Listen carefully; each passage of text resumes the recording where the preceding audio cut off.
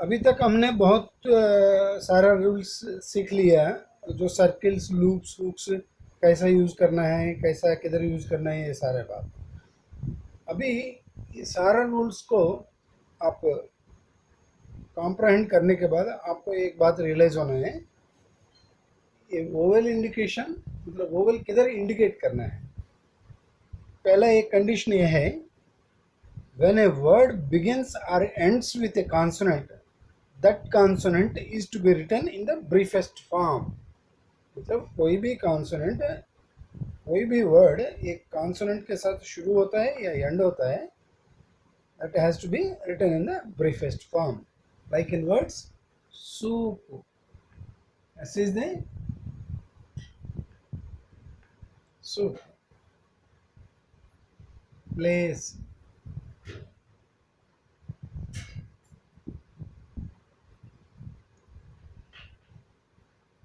spinsters,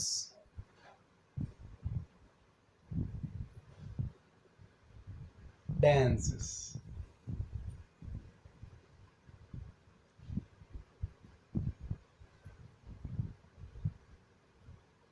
इसका एक और एक्सेप्शन क्या है, unless there is a rule to the contrary, like in words Siam. Siam में क्या है, कॉन्सोनेंट के बाद ट्राइफोन आ रहा है, इसलिए हम पूरा full form of S consonant लिखेंगे, मतलब एस स्ट्रोक लिखेंगे, लाइक जॉयस। ठीक है, सयाम ये एक्सेप्शन है, बाकी सारा रूल्स है। जॉयस। और दूसरा एक दूसरा और एक कंडीशन है, when a word begins or ends with a vowel sound, the first or the last consonant as the case may be or must be represented by a stroke in order to accommodate that vowel sign। हमने already ये बात को valley, ये L के बाद vowel आ रहा है इसलिए हम इसको पूरा लिख रहे हैं, और अवेल पहले आ रहा है इसलिए इसको पूरा लिख रहा है। ठीक है,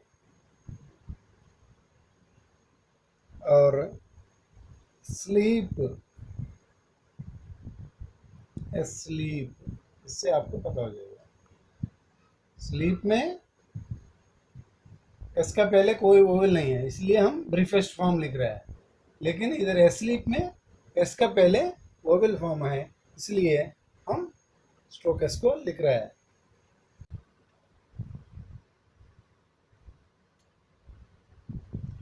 लॉन्ग, लॉन्ग, ये इनिशियल वोवेल्स कैसा लिख रहा है ये बोल रहा है, initial vowels.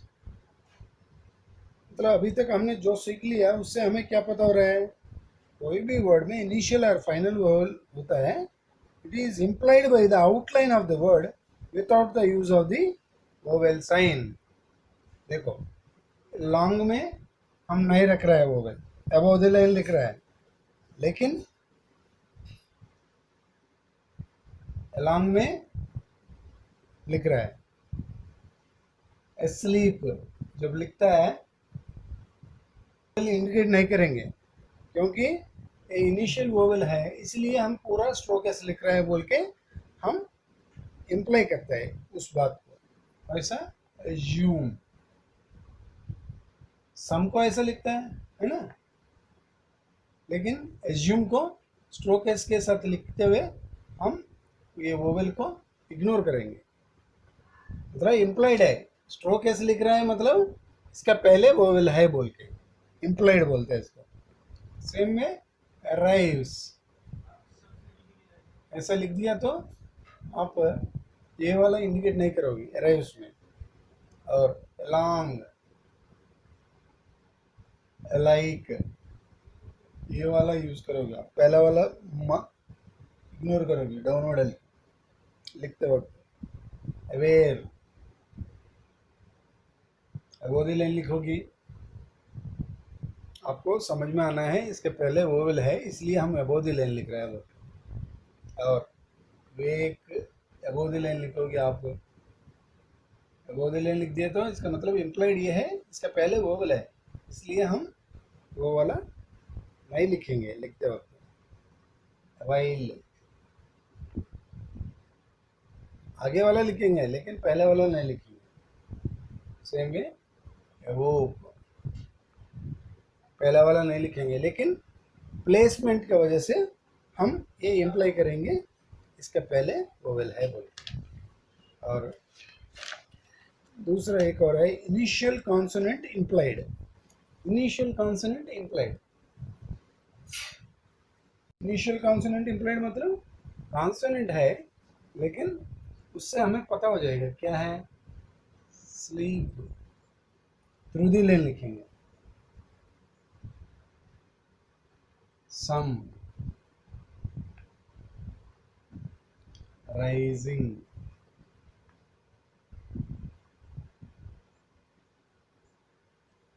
waves,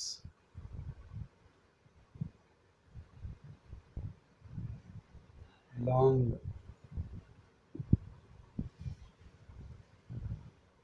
like, where, wake, while, woke।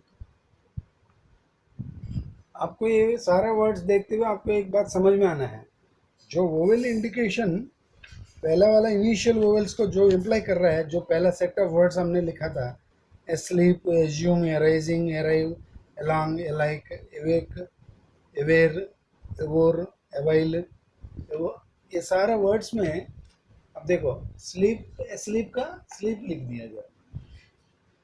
Some, rising, arising पहले लिखा था, रेव्स, अराइव्स, लॉन्ग,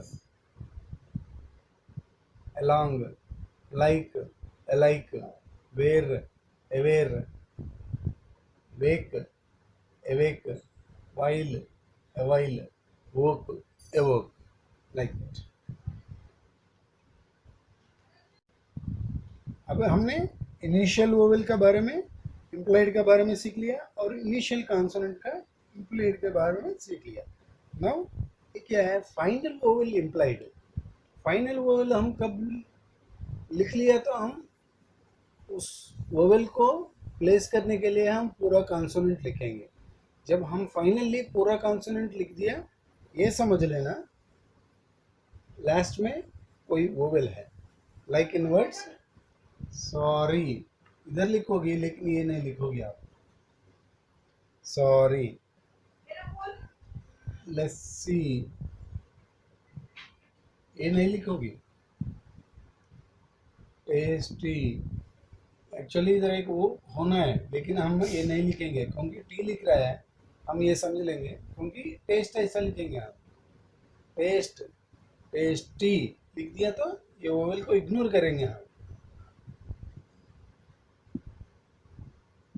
इग्नोर इसलिए करेंगे, हमें ये समझना है फाइनली एक वोवेल है इसलिए हमने पूरा स्ट्रोक कॉन्सोनेंट लिख दिया बोल के।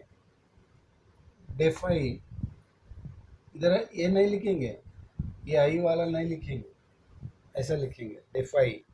रॉबरी ये वाला लिखेंगे लेकिन ये वाला नहीं लिखेंगे। सॉरी ऑलरेडी सीख लिया। वर्री ये लिखेंगे लेकिन ये नहीं लिखेंगे वर्री के लिए। फॉलो ये वाला नहीं लिखेंगे, जो ब्रैकेट्स के अंदर है उसको हम इग्नोर करेंगे क्योंकि वो इम्प्लाइड है। जब पूरा एल लिख रहा है मतलब ये है लास्ट में कोई वोवेल है इसलिए हम उसको इग्नोर करेंगे। फॉलो, स्केली, ओके स्केल ऐसा लिखता है हम, स्केली को भी जब ऊपर लिख दिया था ये वाला जो वोवेल है इसको हम इग्नोर करेंगे। येलो,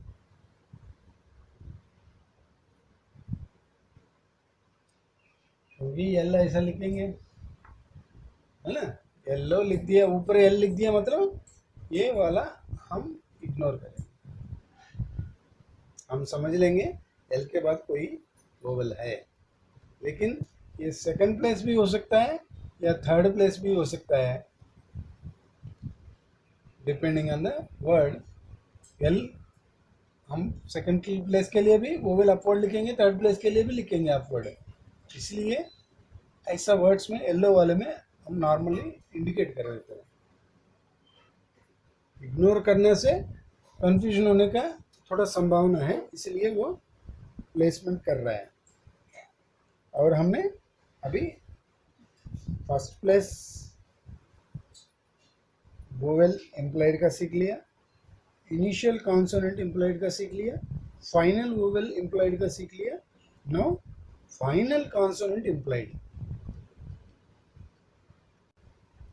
हाँ, final consonant employed. Final consonant जब भी हम ब्रीफ फॉर्म में लिखेंगे, उसका ये समझ लेना आप कोई वोवेल नहीं है, इसलिए हम ब्रीफ फॉर्म यूज़ कर रहे हैं। लाइक इन वर्ड्स लेस, पहले हमने सीख लिया ना, लेसी में पूरा लिख रहा है, अभी लेस लिख रहा है। टेस्ट पहले वाले में सीख लिया ना, टेस्टी बोल के, ये वाला टेस्ट, ये लिख दिया, मतलब आप ये समझ लेना कोई वोवेल नहीं है लास्ट में। ये फाइनल कॉन्सेप्ट को हम इम्प्लाई कर रहा है, भैया इसका पीछे कोई वोवेल नहीं है, ठीक है। और पेन, पेन नहीं तो ऐसा लिखेंगे वोवेल, ऐसा एन लिख दिया तो ये वोवेल नहीं रखेंगे, लेकिन ये इम्प्लाइड है वोवेल, फाइनल वोवेल। सो ये पेन।